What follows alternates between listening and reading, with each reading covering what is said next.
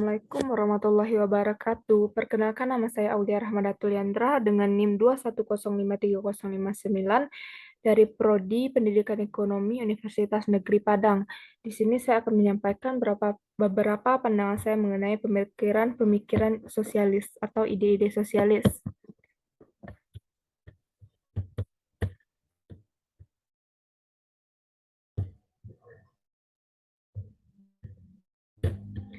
Di sini pada poin pertama terdapat bahwasannya sosialisme beranggapan bahwa pemilikan bersama merupakan cara hidup yang paling baik dengan sedikit hak milik atau tidak ada hak milik sama sekali. Sedangkan menurut saya sendiri, hal ini sama saja dengan melanggar kebebasan yang dimiliki seseorang. Hal ini berarti seseorang tidak ada kebebasan dalam berekonomi, karena kebebasan ekonomi dapat menciptakan kesejahteraan dan kemakmuran dalam masyarakat. Jadi penting bagi seseorang untuk memiliki kebebasan berekonomi. Jadi dapat disimpulkan bahwasannya jika sosialisme berpandangan bahwasannya pemilikan bersama lebih baik daripada pemilikan pribadi, sama saja sosialisme melanggar kebebasan kebebasan yang dimiliki seorang. Pada poin kedua yaitu mengenai sosialisme tidak menyukai adanya hak milik pribadi karena hak milik pribadi membuat manusia egois dan menghancurkan keselarasan masyarakat yang alami. Hal ini berarti sosialis mendukung hak milik bersama. Menurut saya saat terjadi pertentangan atau pertengkaran yang terjadi dari dalam, maka kepemilikan ini akan dipermasalahkan. Jadi menurut saya, pandangan saya kepemilikan pribadi itu lebih baik. Keegoisan yang tercipta dari kepemilikan pribadi dapat diatur dengan perilaku yang terdidik atau baik, atau dapat disebut timbulnya sifat egois ini dapat dihindari. Jadi bahwasannya kepemilikan pribadi itu menurut saya lebih baik dari sisi haknya, di mana nanti jika terjadi perselisihan antara yang satu dengan yang lainnya, jadi kepemilikan bersama yang dimiliki itu dapat menjadi eee, permasalahan bagi pihak A dan pihak B. Jadi eee, dapat dikatakan bahwasannya eee, hak milik bersama jika terjadi perselisihan itu juga bisa menjadi pertentangan hak miliknya tersebut.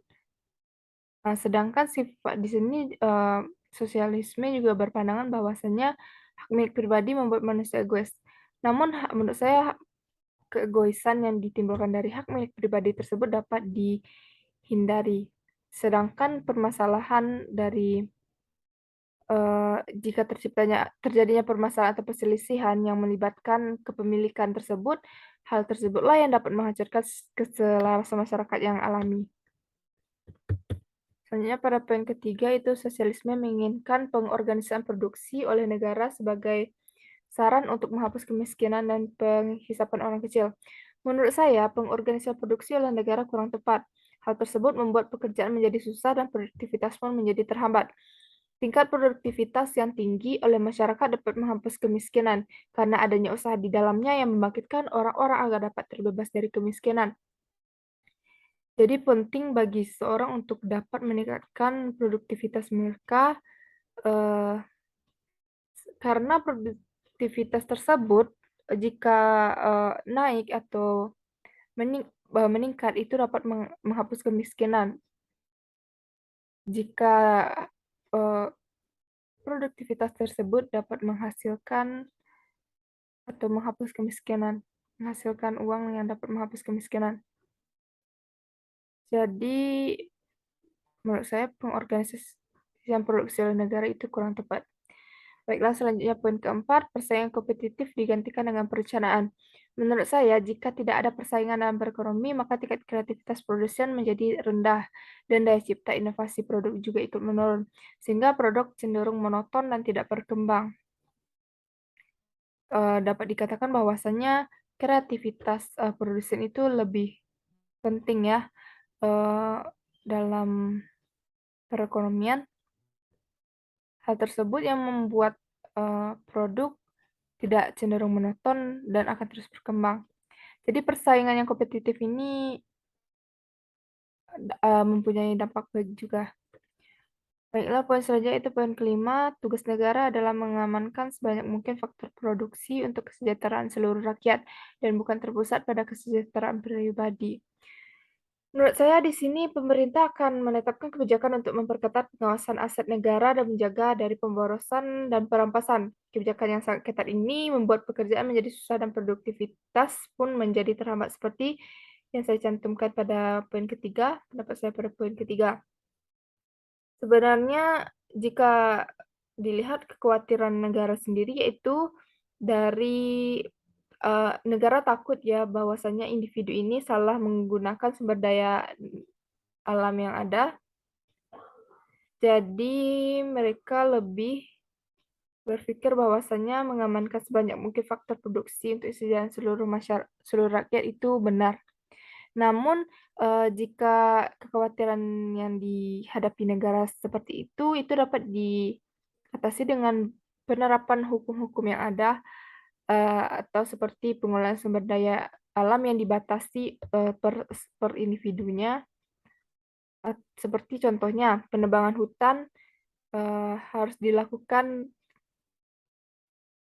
penanaman ulang kembali, dan penebangan hutan sendiri itu harus, yang umurnya sudah apa ya, sudah tua dan tidak boleh berlebihan gitu.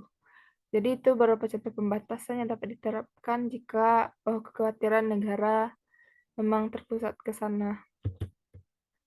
Poin selanjutnya itu sosialisme menyerukan persamaan hak bagi semua lapisan, golongan, dan kelas masyarakat dalam menikmati kesejahteraan, kekayaan, dan kemakmuran. Menurut saya hal ini membuat seorang hidup nyaman namun bukan karena usaha sendiri, melainkan karena keadilan yang didapatkan dari orang lain. Memang benar, adil merupakan hal yang baik. Namun pada pembahasan poin sebelumnya, saya sudah mengatakan bahwa kesejahteraan dan kemakmuran dapat tercipta dari kebebasan ekonomi. Sedangkan sosialisme sendiri tidak mendukung adanya kebebasan berekonomi, tetapi menyatakan bahwa perekonomian lebih baik jika ditata oleh pemerintahan. Jadi tidak terdapat kebebasan individu terhadap perekonomian tersebut. Kekayaan yang kita raih dari diri sendiri atau dari usaha sendiri itu lebih nikmat dan kita dapat menentukan batasan yang kita mau, bukan batasan yang sudah ada. Jadi, dapat dikatakan bahwasanya saya, kurang setuju dengan pendapat pada poin ini, yang menyatakan bahwasanya menyerukan persamaan hak bagi semua lapisan, golongan, dan kelas masyarakat dalam menikmati kesejahteraan. Sedangkan kesejahteraan tadi yang seperti yang saya sampaikan bahwa itu tercipta salah satunya dari kebebasan berekonomi, kebebasan individu ya maksudnya di sini. Poin selanjutnya yaitu produksi dilakukan atas dasar kegunaan dan bukan untuk mencari keuntungan semata-mata. Menurut saya, jika berdasarkan kegunaan saja belum cukup, produksi juga harus dilakukan berdasarkan kebutuhan juga. Jika hanya berpatok pada kegunaan saja, hal tersebut sama saja menghambat kreativitas seseorang untuk berkembang menciptakan sesuatu yang baru. Eh, di sini dapat kita lihat ya bahwasanya eh, kreativitas, inovasi dari seseorang itu sangatlah penting dalam mengembangkan produk-produk baru atau memproduksi hal yang baru, menciptakan sesuatu yang baru. Jika berdasarkan kegunaan saja itu kurang kurang tepat ya, karena itu produksi juga harus dilakukan berdasarkan kebutuhan juga. Dan seperti yang saya cantumkan di sini, jika hanya berpatok pada kegunaan saja, hal tersebut sama sekali menghambat kreativitas seseorang untuk menciptakan sesuatu yang baru karena mereka terpatok hanya kepada eee, atas dasar prinsip kegunaan saja.